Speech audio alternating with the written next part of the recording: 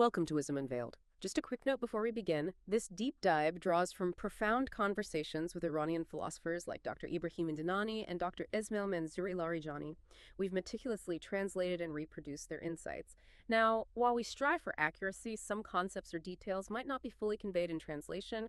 We sincerely apologize for any discrepancies. Your feedback is always welcome and truly helps us improve. So today we're on part 17 of our 18-part journey, and we're diving back into the incredible mind of Ibn Sina. He's just so much more than a philosopher, a physician, wasn't he? A real polymath, a literary giant too. And his ideas about existence, the self, our place in the cosmos, they still feel surprisingly potent today. Oh, absolutely. A towering figure, no doubt. And his insights often feel remarkably, well, relevant, very now.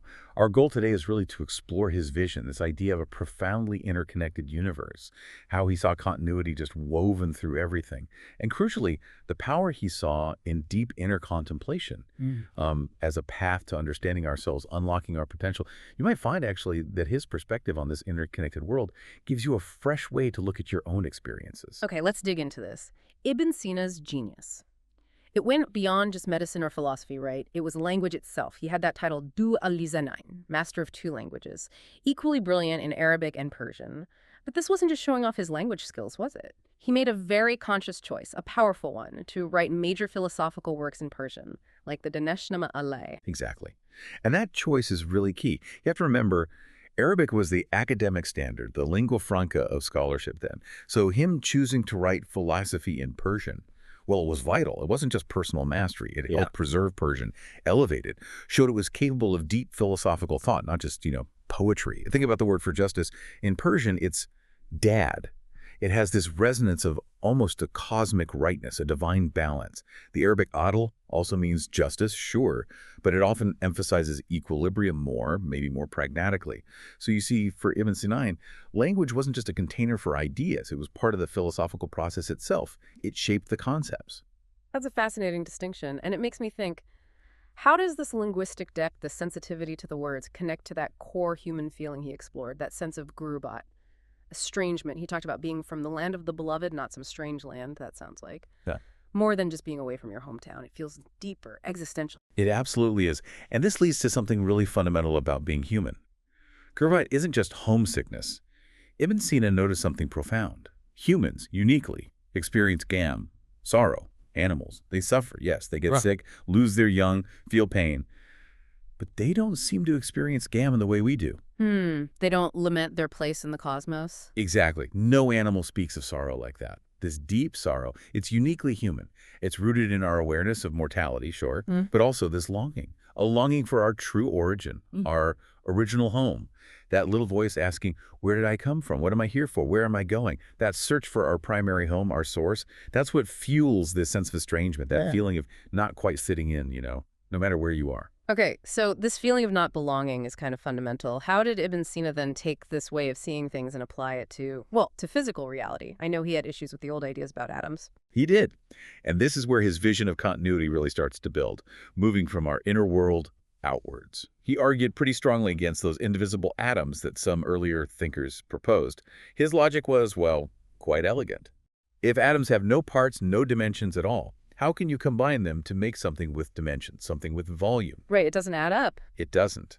So for Ibn Sina, connection isn't just something bodies do sometimes. It's fundamental to what they are. Bodies exist as an unbroken continuum. That was revolutionary. It suggested reality, at its most basic physical level, is relational, connected, not just a pile of separate bits. The universe isn't just made of connected things. Its very fabric is connection. It's a radical reframing, really. Nothing exists in isolation. That is a huge shift in perspective. And he didn't stop with physical bodies, did he? He took this idea of continuity and applied it to things like harakat movement and zaman time. Absolutely. Yeah. And this is where the system becomes incredibly elegant, I think. Movement, he said, it's not a series of static snapshots, like frames in a film. No. It's a continuous flow, a seamless transition. You can't actually freeze a moment of movement. It's always becoming. Always in flux. Always. And time is similar, not separate ticks of a clock, but a continuous stream.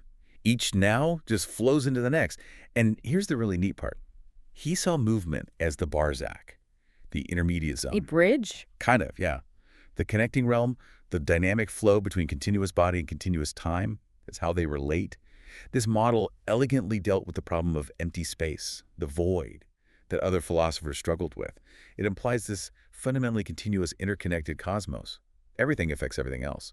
It almost anticipates modern ideas like systems thinking or Get a butterfly effect. exactly that kind of deep interconnectedness. So if the whole cosmos, bodies, movement, time is this unbroken, connected whole, what does that mean for, well, for reality itself? It sounds like he's talking about something much bigger than just physics. He is. And that leads to a really big question. Is reality only what's already happened, or what's happening right now? For Ibn Sina, the scope of reality is way bigger, truly limitless. It includes not just history in the present moment, but also everything that could have happened, everything that will happen, even the potential of what might be. Wow, so nothing is outside of it. Nothing, not even the unmanifested possibilities. Reality, in his view, it transcends time as we usually think of it. It's not just a record of the past. It's this eternal potential of what is, what could be, what will be. A vast, unified tapestry. Past, present, future potential. All held within this larger truth. That's incredibly expansive. Okay, so bringing this vast cosmic vision back down to Earth, back to us. How does this connect to our own experience, our search for meaning? You mentioned he talked about the east and west of truth. Right. This is where the cosmic unity meets our inner journey, the east of truth, al-Mashriqiyya.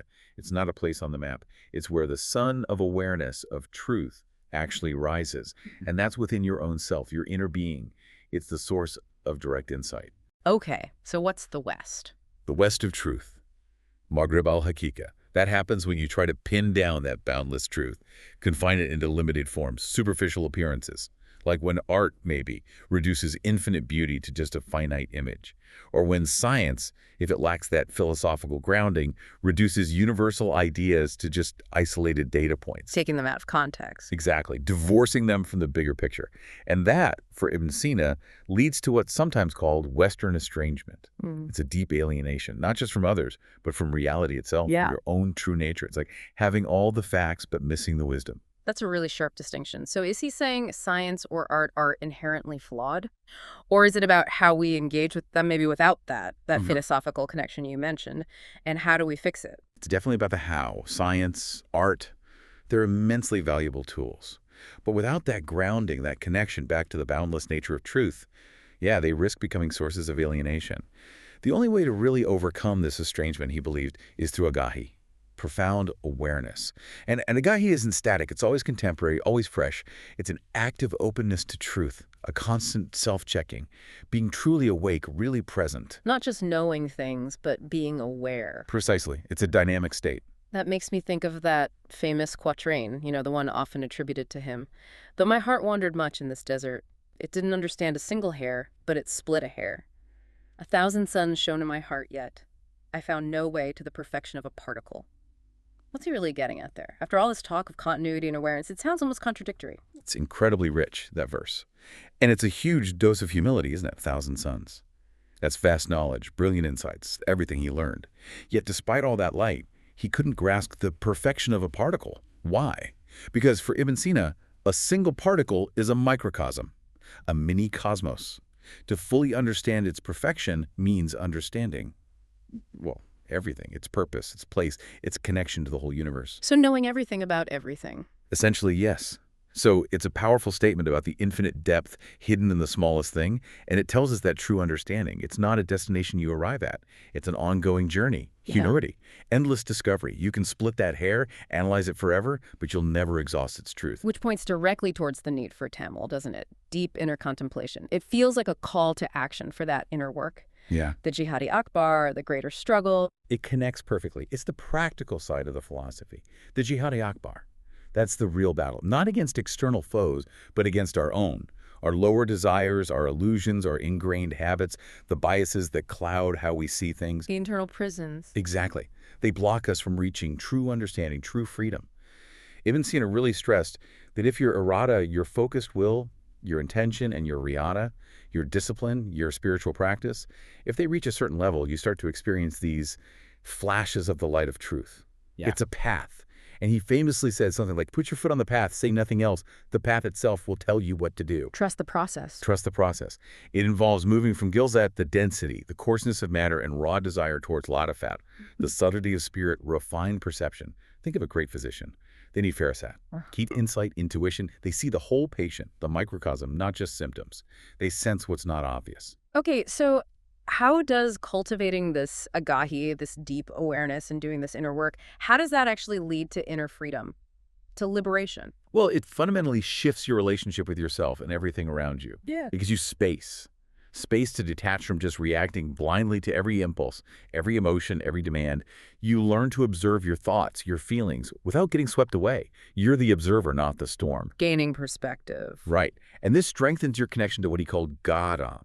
Think of it as this continuous, limitless stream of inner thought, the soul's unending conversation with reality.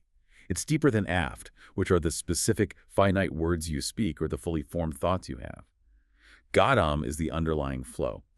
Cultivating agahi helps you tune into that stream, hear it more clearly within yourself, and that guides you towards inner freedom, tapping into a wisdom that's beyond just words. What an incredible journey we've covered today, really digging into Ibn Sina's world, from his mastery of language and how he used it philosophically, to this vision of a continuous, interconnected reality that just fundamentally changes how you see everything. And then the humility needed, realizing you can never know it all, and the absolute necessity of that inner work, that agahi, it really paints a picture of deep connection. Cosmic, but also deeply personal. It really does. And for Ibn Sina, these things weren't separate. Rigorous philosophy, careful science, deep mystical insight. They weren't different roads. They all converged. They aimed towards the ideal of the insana kamil, the perfect or complete human being, someone whose awareness truly spans everything, embodies that connection between self and cosmos. It's a holistic view, and it can be genuinely transformative, I think, moving beyond just collecting information to actually cultivating wisdom. So if Ibn Sina shows us this unbroken thread connecting everything, and the way to really feel that connection, to grasp it, is through cultivating agahi and engaging in that inner struggle, well, it leaves us with a pretty big question, doesn't it, for you listening right now? With all the noise and pressures of modern life, how do you practice that? How do you make space to nurture that crucial agahi day to day? How do you tune into that inner stream of Garam? How do you navigate your own Jihadi Akbar? Definitely something to reflect on. Thank you so much for joining us for this deep dive on Wisdom Unveiled. We really hope you'll keep thinking, keep asking questions, and keep seeking that wisdom within.